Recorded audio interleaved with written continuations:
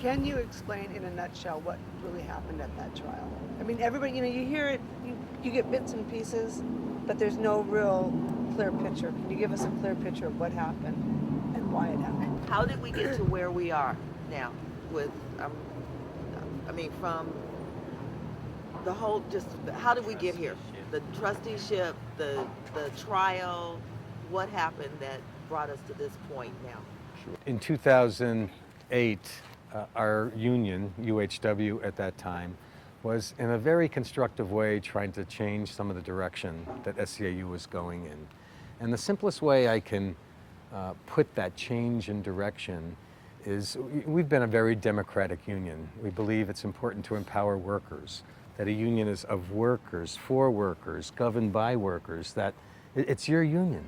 And you make the decisions on our policy, how to spend your dues dollars, who to support in politics or not. You elect your bargaining committees. You control the relationship with your employer, the bargaining relationship with your employer. Well, SEIU went in a direction to change that, to consolidate power in Washington, D.C. among the few, as opposed to empowering workers. And we, leaders of your union, your 100-member elected executive board, folks just like you and Shirley here, right? Voted, right, to, in a very constructive way, say, no, we're not going to let that happen. And as we resisted and tried to constructively criticize, SEIU escalated a campaign against us that was unprecedented, that to try to discredit the leaders of your union. You guys remember what happened in 2008, the mailings, the robocalls, the visits to hospitals. They filed lawsuits against us, all to get publicity and to discredit us so that they could take over the union and people would follow them. So let me jump to the trial, right?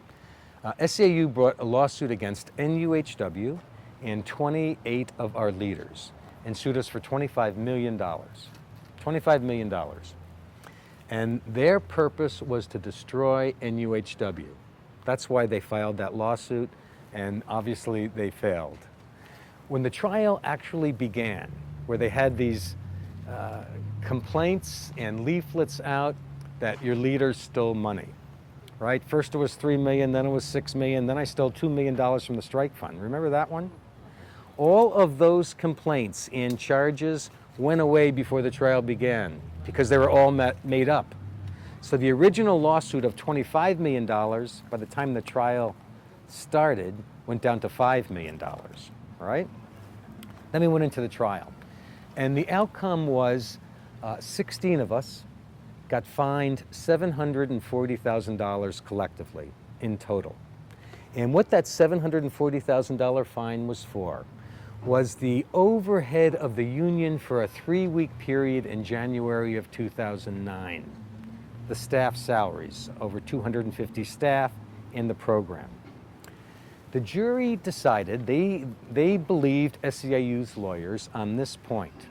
SEIU has a constitution, and that constitution trumps or is over UHW's. The second week in January, SEIU ordered me, as the president of our union, to move 65,000 home care workers out of UHW and into a corrupt union where Stern appointed the leaders, right? And number two, they also told us that we had to agree that the power to negotiate contracts was not with our members, but was with the president of SEIU in Washington, D.C. We had to agree that he had the authority to appoint bargaining committees and control those negotiations. We had many votes throughout our union. Our long-term care members voted 98% that they wanted to stay united with Kaiser workers inside UHW. Our executive board, our division steward councils voted to reject those demands.